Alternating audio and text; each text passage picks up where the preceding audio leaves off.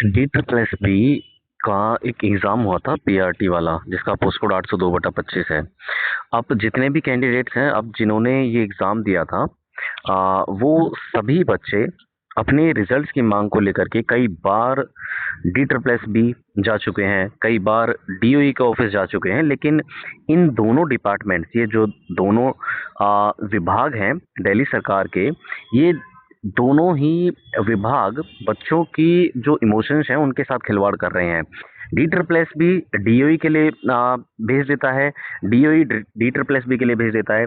ये इन्हीं चक्करों के बीच में जो बच्चे हैं वो बहुत ही ज़्यादा परेशान हो चुके हैं, और अपने रिजल्ट की मांग को लेकर के वो इतनी जगह चक्कर काट चुके हैं। आप सभी को पता ही होगा ये सारी चीज़ें। अब ये कब तक चलने वाली हैं, ये कब तक D triple S B PRT का रिजल्ट जारी करेगा, इस वीडियो के अंदर हम इन सारी चीज़ों को लेकर के बात करने वाले हैं।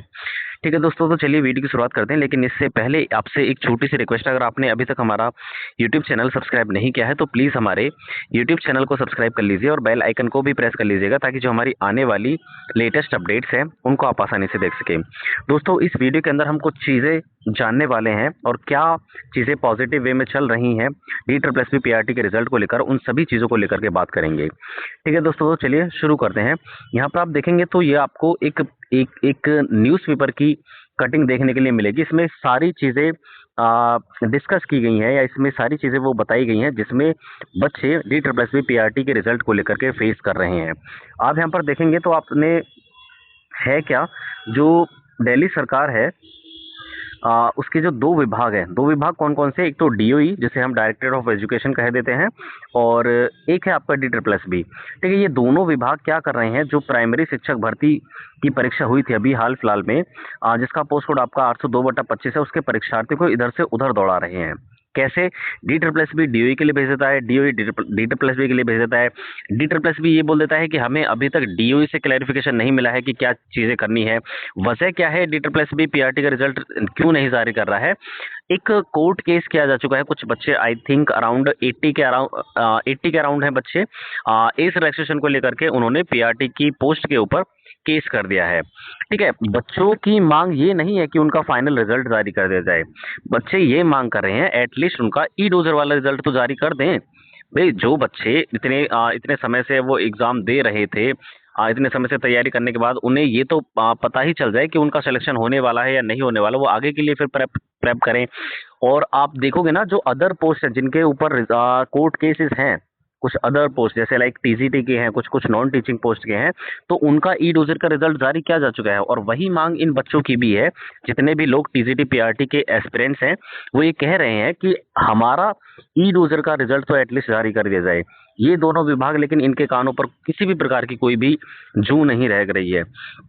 इसके ऊपर हम देखें तो परीक्षा के रिजल्ट की मांग को लेकर बच्चे पिछले कई दिनों से आग्रह करते हुए घूम रहे हैं दोनों डिपार्टमेंट में, कभी डी ट्रिपल एस बी, कभी डीओई। ठीक है, इन परीक्षार्थियों की बात न तो दिल्ली सरकार का शिक्षा निदेशालय यानी कि डायरेक्टरेट ऑफ एजुकेशन सुन रहा है, और ना ही डी ट्रिपल एस बी सुन रहा है, कोई भी सुध नहीं ले रहा है। शिक्षा निदेशालय और डी ट्रिपल एस बी अपने दरवाजे पर आते ही परीक्षार्थियों को एक दूसरे के वहां दौड़ा देते हैं। शुक्रवार को, बीते शुक्रवार को ही परीक्षार्थियों को ही ऐसी परेशानी झेलनी पड़ी थी, क्योंकि डी ट्रिपल एस बी ने ये बोल दिया था कि हमें अभी तक डीओई की तरफ से कोई भी क्लैरिफिकेशन नहीं मिला है कि हमें आगे करना क्या है, मतलब इस रिजल्ट को लेकर के क्या चीज़ें फॉलो करनी है। उसके बाद गौरतलब है कि इस साल फरवरी से अप्रैल के दौरान डी ट्रिपल एस बी ने सहायक शिक्षा प्राइमरी पोस्ट कोड 802/25 की प्रतियोगिता परीक्षा आयोजित की थी। इसमें करीब 1100 पद थे और लगभग 85,000 कैंडिडेट्स ने ये परीक्षा दी थी। परेशानी ये है कि परीक्षा तो वो आयोजित कर चुके हैं, कई महीने हो चुके हैं, लेकिन अभी तक डी ट्रिपल एस बी इसका रिजल्ट जो है घोषित नहीं कर पाया है। परीक्षा देने वाले जितने भी युवा हैं वो पिछले कई दिनों से कई बार डी ट्रिपल एस बी के चक्कर काट चुके हैं, रिजल्ट की मांग को लेकर के धरना दे चुके हैं, लेकिन अभी तक इन दोनों ही डिपार्टमेंट के ऊपर कोई भी किसी प्रकार का असर देखने के लिए नहीं मिला है। उसके आप बाद अब यहाँ पर देखेंगे तो D triple S B result निकालने की बजाय कभी कैट में चल रहे किसी केस का हवाला देता है। डी ट्रिपल एस बी ये बोल देता है कि अभी कोर्ट केस चल रहा है, उसको देखेंगे, वो पता नहीं कब वो कोर्ट केस क्लियर होगा भी नहीं होगा, इस साल हो जाएगा या नहीं हो जाएगा, वो पता नहीं। ठीक है, हालांकि बहुत सारे ऑप्शंस हो जाते हैं कि आप उन सीट्स को रिजर्व करके भी रिजल्ट निकाल सकते हैं। एटलीस्ट ई डोजर वाला रिजल्ट तो निकाल ही दीजिए, फाइनल नहीं तो ई डोजर वाला तो निकल ही जाए। बच्चे इतना समय हो चुका है एग्जाम को दिए हुए, उन्हें एटलीस्ट ये तो जानकारी प्राप्त हो जानी चाहिए कि उनका सिलेक्शन होगा या नहीं होगा, फिर वो आगे के लिए प्रेप करें। ठीक है ना। तो कभी डीओई के पाले में वो गेंद फेंक देता है, मतलब कभी वो डीओई के लिए आप कह देता है कि उस वहां से हमें कोई भी इंस्ट्रक्शंस नहीं मिले हैं, कोई भी हमें क्लैरिफिकेशन नहीं मिला है कि DSSB का जो पीआरटी वाले एग्जाम है उसके लेकर के क्या चीजें फॉलो करनी है। दरअसल डीएसएसबी ने 2 दिन पहले परीक्षार्थियों को बोला था कि उनका जो रिजल्ट है वो बोर्ड रिजल्ट डिक्लेयर कर देगा, लेकिन इसके बाद सुबह शुक्रवार काफी संख्या में परीक्षार्थी पुराना सचिवालय विधानसभा स्थित शिक्षा निदेशालय के कार्यालय पहुंचे। तो काफी देर की जद्दोजहद के बाद शिक्षा निदेशालय के अधिकारियों ने परीक्षार्थियों से कहा कि हमारे यहाँ कई दिन पहले रिजल्ट डिक्लेयर करने को लेकर के ईमेल भेजी जा चुकी है। इसके बाद ये परीक्षार्थी कई किलोमीटर दूर कड़कड़ डूमा स्थित डीएसएसबी कार्यालय पहुंचे। वहां फिर इनको कई घंटे इंतजार कराया गया।